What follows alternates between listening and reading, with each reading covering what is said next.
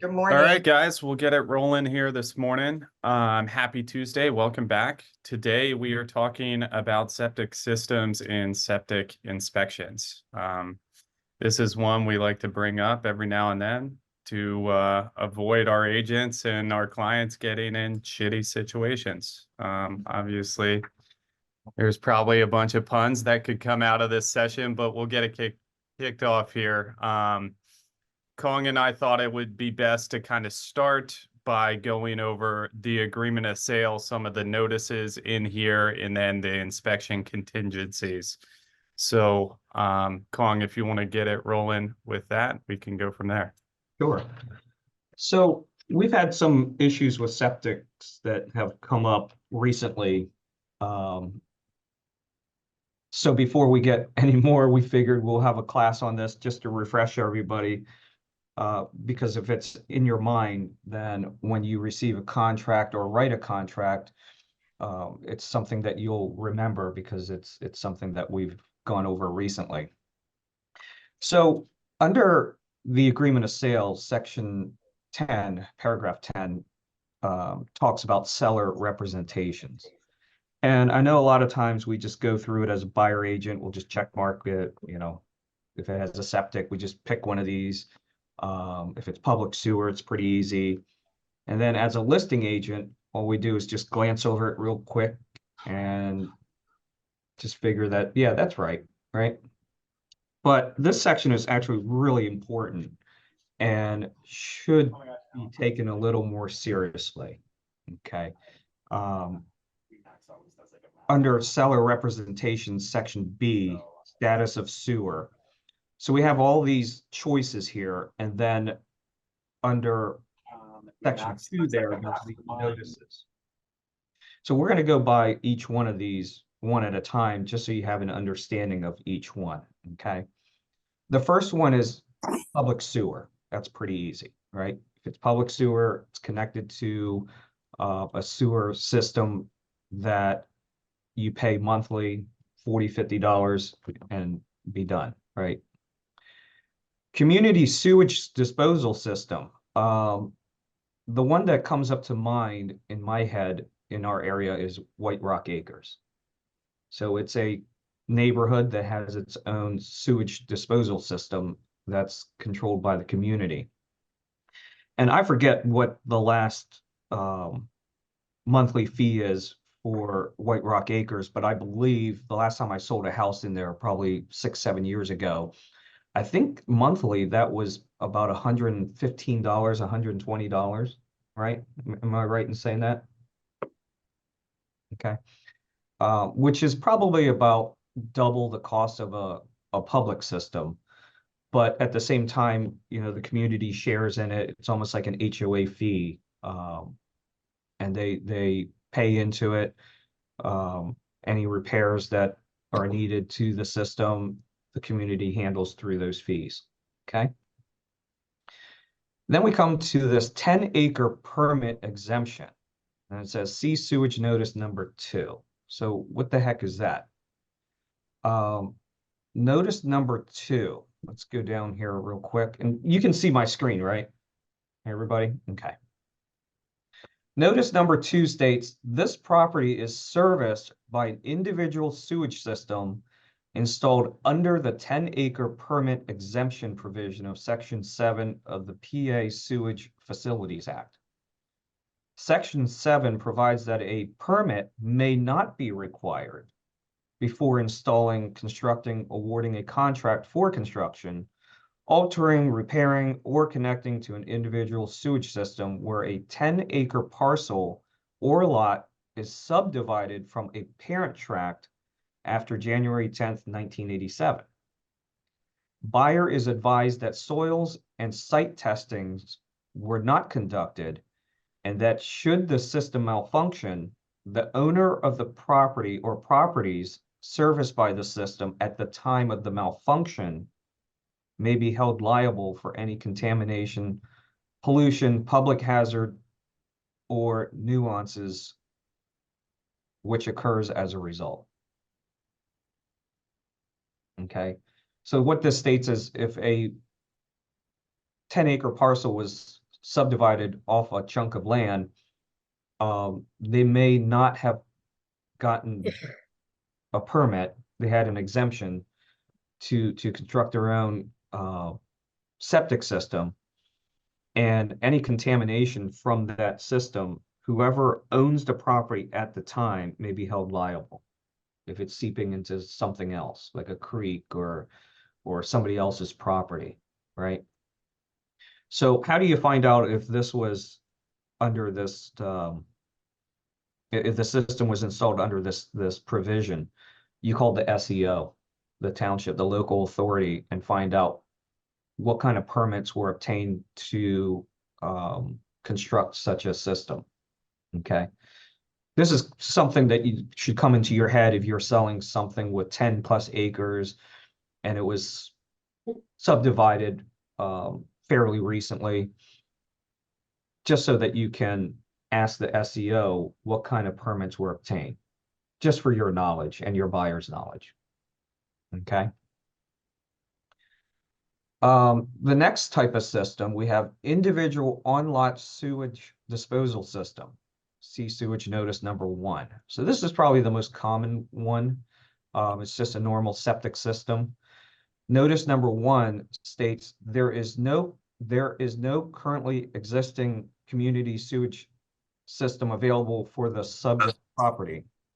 Section 7 of the PA Sewage Facilities Act provides that no person shall install, construct, request bids, proposals for construction, alter, repair, or occupy any building or structure for which an individual sewage system is to be installed without first obtaining a permit. Okay. Buyer is advised by this notice that before signing this agreement, buyer should contact the local agency charged with administering the act to determine the procedure and requirements for obtaining a permit for an individual sewage system.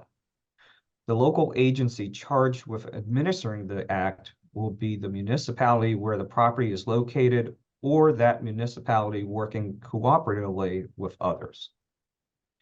So this is your basic septic system with a permit.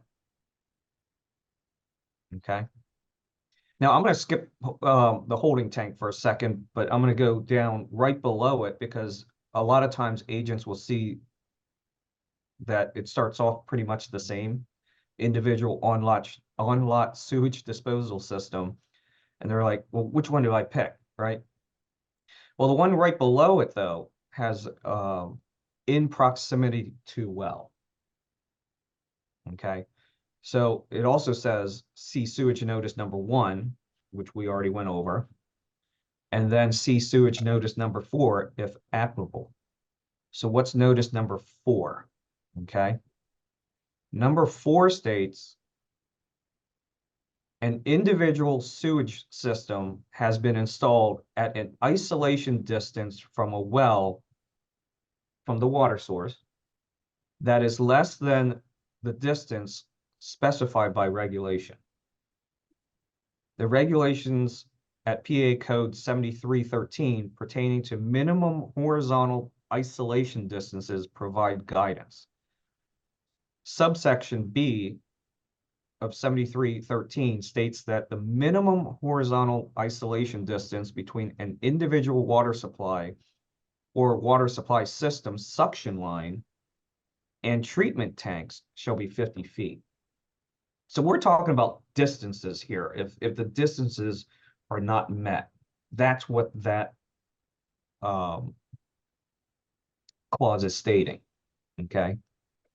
Subsection C of 7313 states that the horizontal isolation distance between the individual water supply or water supply system suction line and the perimeter of the absorption area shall be 100 feet. Okay, so individual on-lot sewage disposal system in proximity to well is stating that the distances may not be met. Okay, this is probably more important for the list agent to know so that you can disclose it and then also make sure that the buyers are aware of it. And then when you receive an offer, also make sure that that check mark is correct. Okay. We'll go back to holding tank here. See notice number 3. Okay. Notice number 3 states, this property is serviced by a holding tank, permanent or temporary, to which sewage is conveyed by a water carrying system and which is designed and constructed to facilitate ultimate disposal of the sewage at another site. So it means it's a tank that everything goes into, but eventually it has to be pumped, and that sewage goes to another site, right? It's pumped and carried away. That's what it's saying. Pursuant to the PA Sewage Facilities Act, okay, seller must provide a history of the annual cost of maintaining the tank from the date of its installation or December 14th, 1995, whichever is later. So not just disclosing it, what the system is, if you have a holding tank, you also have to give a annual cost going back to when it was installed or December 14th, 1995, whichever is later. So if you meet a seller and they have a holding tank, you need to get some history on this. Okay. And I know what you're thinking. Most sellers don't have more than maybe a year or two of the history, but get something, right? Something is better than nothing. Just because that's something that a buyer may be able to get out of the contract, or there may be situations where, for example, if you disclosed that, hey, this thing needs pumped every 2 weeks at a cost of $180, and that's $360 a month, right? And a buyer takes a look at the utility sheet and they say, hey, this thing is $360 a month to have this holding tank. What is this? So it kind of makes them investigate it a little more. Whereas if you just click a holding tank, some agents don't even know what the heck that is. And then when their buyer goes to buy the property and they own it, and they're getting it pumped every 2 weeks, they're going to get upset, right? And they're going to come after the agents and the seller. So very important. Probably something that's overlooked for holding tanks is providing a history of the costs. Okay.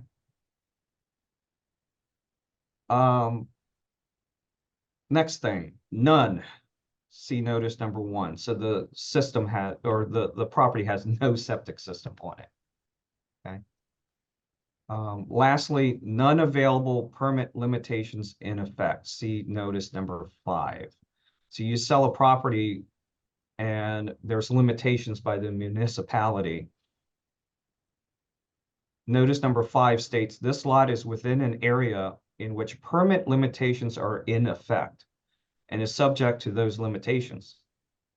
Sewage facilities are not available for this lot, and construction of a structure to be served by sewage facilities may not begin until the municipality completes a major planning requirement pursuant to the PA Sewage Facilities Act and regulations promulgated thereunder. Okay. Any questions so far about this? Tom, let's talk a little bit more about the holding tank. Yeah. And the last sentence in that agreement. This is something that you're going to find coming up more and more in the future, because there's a lot of properties out there that were built 30 years ago, 40 years ago, and their septic systems have failed. And there is now not enough suitable soils within the property that these homes are located on that will allow for another system. and sellers are being forced to put in holding tanks. Now, that notice, unfortunately, with the board or the PAR, does not say that prior to making an offer, sellers to disclose a 1-year history of those costs. So it's kind of an open sentence that, if your buyer all of a sudden, and this has happened in our company within the past couple of weeks, where an agent wrote an offer for a buyer and it was missed that it was listed as a holding tank in the MLS, but it was not listed, am I right, Kong, in the disclosure? It was listed in the disclosure, but it was marked incorrectly on the contract. Okay, so it was marked incorrectly on the contract, and they did not provide a history. And then you did some more research on this. And what did the state regulations say, Kong? Yeah, I pulled up, I just Googled Act 537 of the PA's Sewers Facilities Act from the DEP. And this is what I got. Looks pretty official, has a logo on it.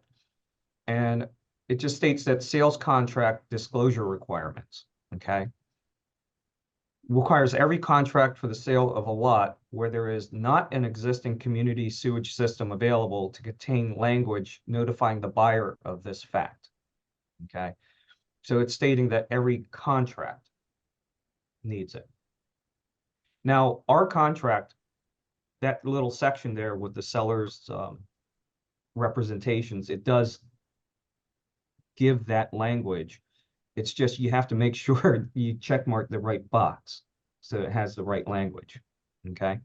So by the fact that that seller, whom we didn't represent, had it in the disclosure statement, but didn't have it in the contract, the disclosure is not part of the agreement of sale. So the language in this Act 537 states that it must be, right, Kong, in the contract, which Right. it wasn't. So we're in the process of terminating this transaction and trying to get our agent and their buyers their deposit back because it was not checked off properly on the agreement of sale by either our buyer's agent or the listing agent. It was missed by both parties. Now, it's going to go to mediation, which everybody knows in mediation that the mediator tries to split the difference and get the parties to settle on the escrow agreement. But it is a situation that we're getting involved in right now with this holding tank. And the purpose of what I'm trying to say is I can see this holding tank business becoming larger as systems are failing that are of that age and there's no place to put them. So that's why we wanted to hold this call today, is so everybody understands that not only in the disclosure, you got to check the correct box on the agreement of sale. Kong, if you can put that back up, the agreement of sale. There you go. There we go. So if you scroll up a little bit higher, we need to make sure that in the agreement of sale, regardless of if you're the buyer's agent or the seller's agent, under B number 1, holding tank must be checked off. And in that agreement of sale, it wasn't, was it, Kong? Yeah. What was checked? I believe it was one of the two, individual on-lot sewage disposal system or individual on-lot sewage disposal system. Okay. So, our agent presented the contract with that checked off because that person missed it by accident, but the listing agent never corrected it. And that's why it's so important as a listing agent that you read and check every box that's checked off in this agreement. That's how important it is, because now we're all in the middle of a dispute over the deposit because of the buyers wanting to terminate this agreement with that clause. And again, it was a matter of waived all conditions, waiving, I know I was just talking to an agent yesterday in the office. I can't remember who it was off the top of my head, but they said they were, oh, I know who it was. But they said they were writing an offer on a property, and there was 13 contracts in on it already. So there's still multiple offers on different things. Well, if you're selling a property and there's 13 contracts on it, and your buyers are literally waiving all inspections to get the house, and then they find out that it's a holding tank, are they going to get pissed? That's how important these details are. And that's why Kong's gone over this. Kong, anything you want to add to that? Well, and to our agent's defense, yes, it said that in the disclosure, but I've seen so many sellers fill out the disclosure and they have just a normal septic system, right? It's like 6, 7 years old, but they still checkmark holding tank because they, in their head, a seller's head, they're thinking, oh, there is a tank under the ground. That's a holding tank, right? That's what they're thinking. Now, if our agent had a utility sheet with the annual cost of maintaining this holding tank, he would have saw that, wait a minute, this thing gets pumped every 2 weeks or every 10 days on repetition. And it cost me $300 a month for this system.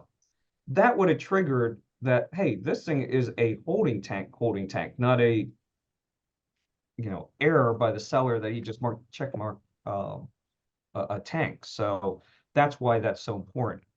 But the other thing, though, Kong, and correct me if I'm wrong on this, is if that was disclosed on the utility sheet would have to be checkmarked as an addendum to the contract to make it part of the contract. Otherwise, it's not part of the contract. right, The disclosure and the utility sheet are not part of the agreement of sale unless you make them part of the agreement of sale. right. Yep. So this fact sheet from DEP, again, it states here what language must be included in sales contracts for lots served by holding tanks.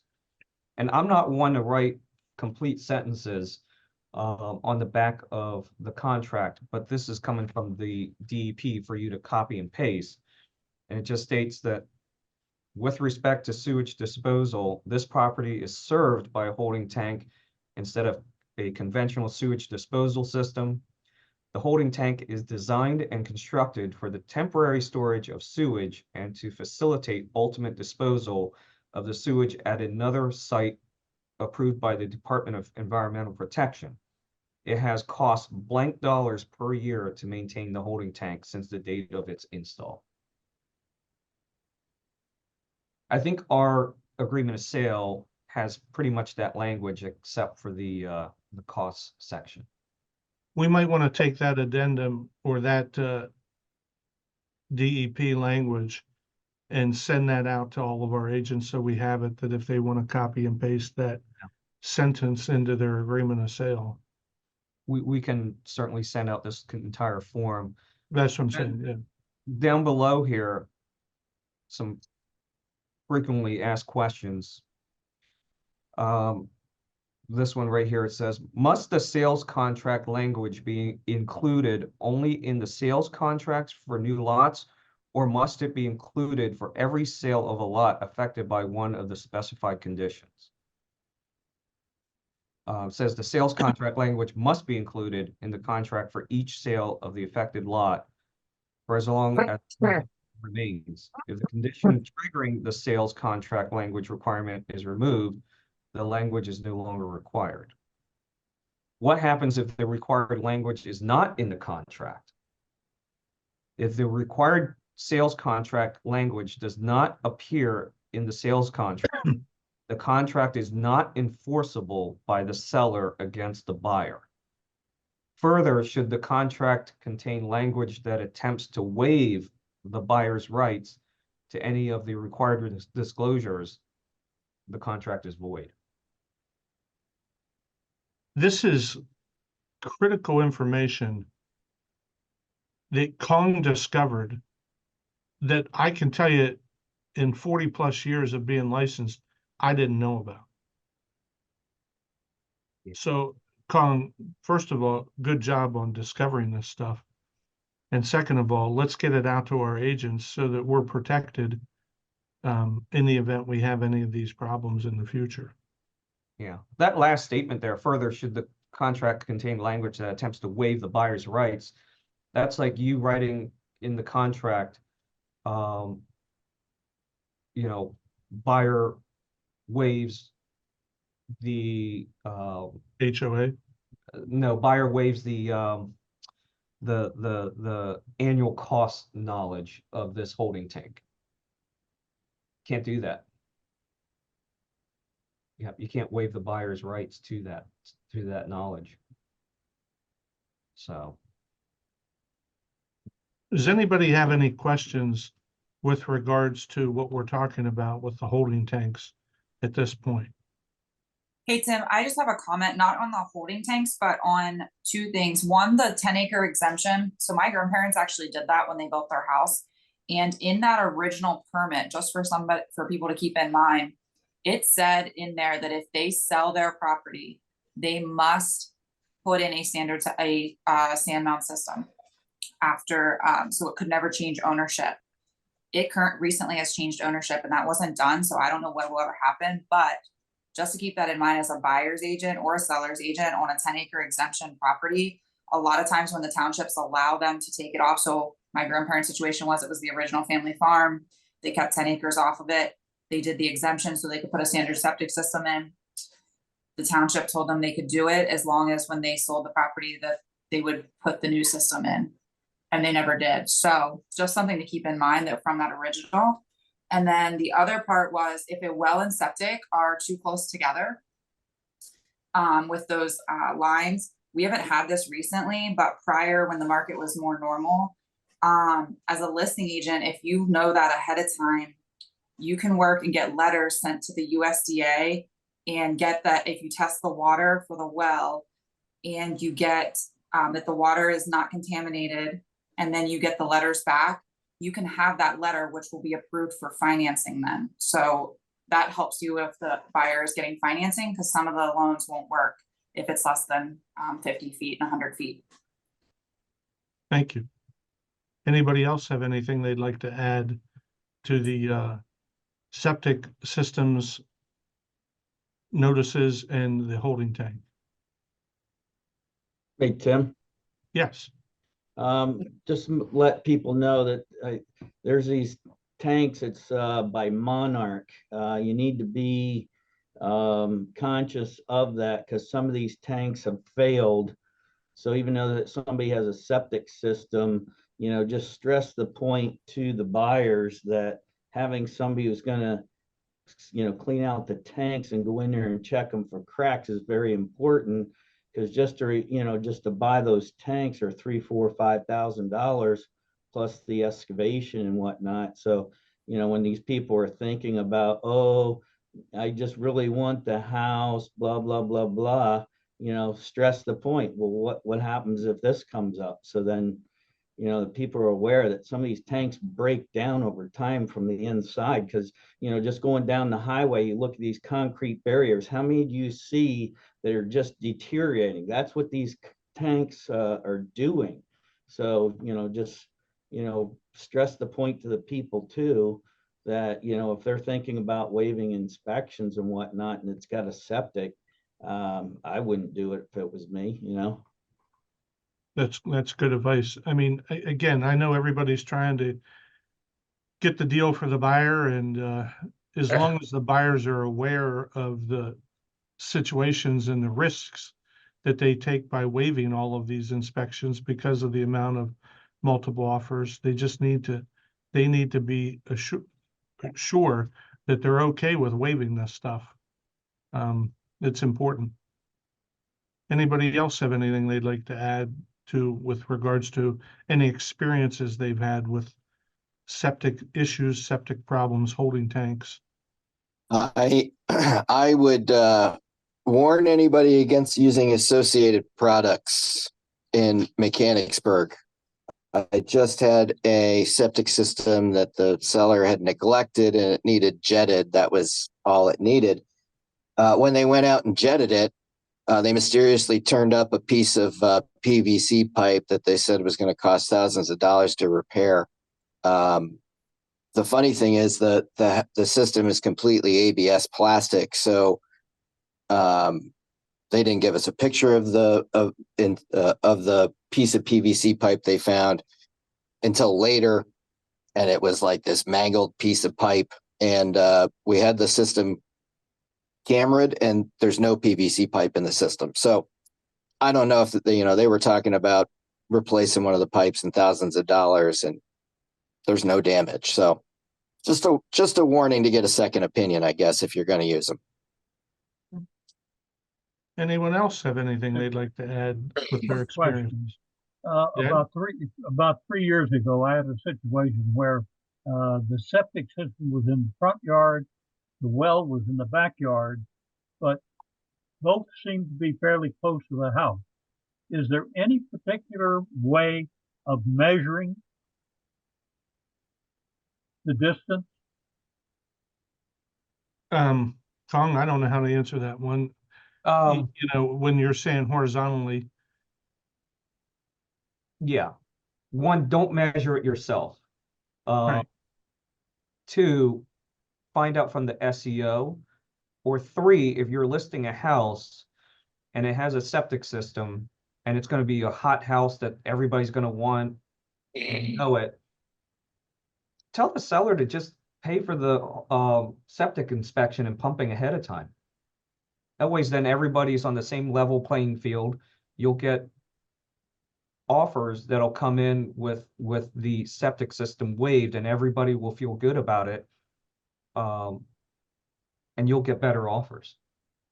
Hey, Tim, the measurement goes from the wellhead to the drain field. A lot of people want to mix up the tanks.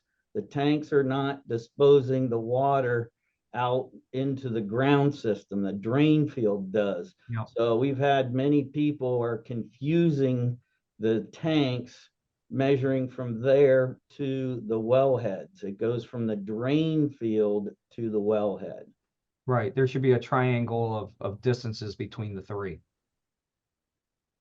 Yep. But one was 50 hopefully that feet, answers the your other's question. one's 50 feet and the other's 100, Kong, right? Yeah. Yeah. Yeah, it's always tricky when there's a house that separates the system from the well, and you're like, well, how do I measure that, right?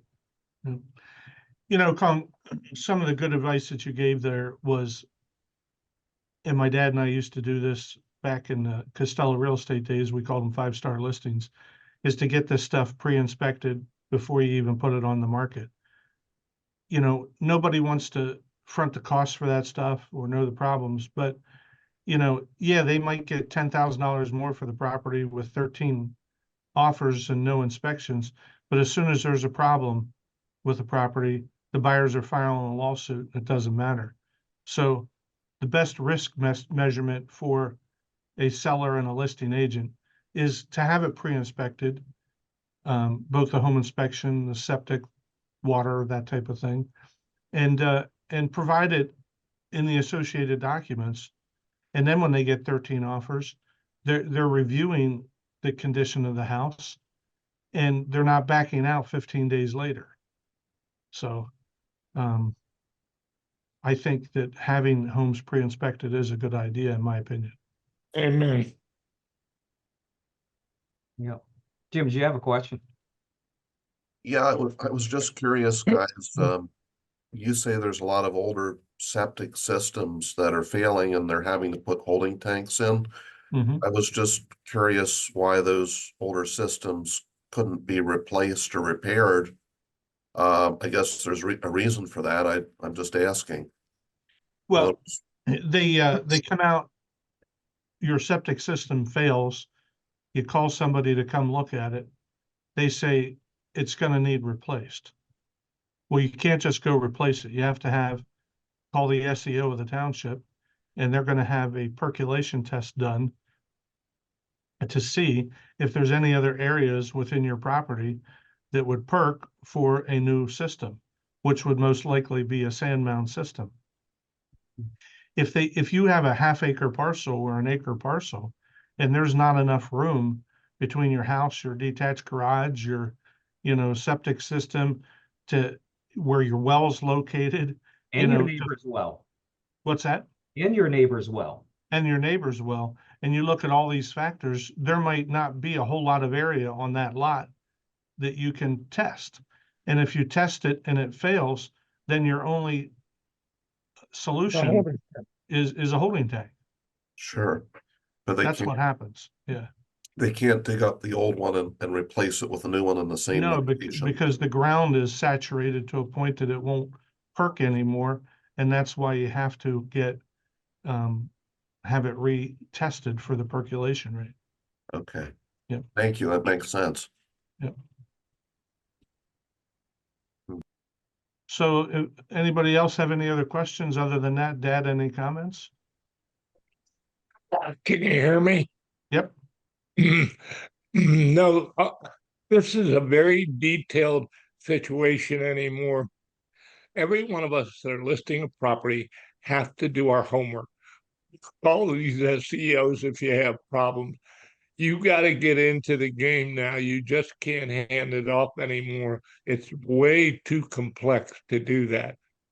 You really need to get into the fact that you got to get information from the townships, from the SEOs, from everyone in order to protect yourself. And Tim hit it right on the nose. If you have your seller do the home inspection ahead of time and it's laid out on the table, you're going to prevent a lot of these problems. You'll prevent also a lot of the deals falling apart as a result Exactly. of the home inspection. Yep. Because they would instead not make an offer based on the home inspection. Yep. All right.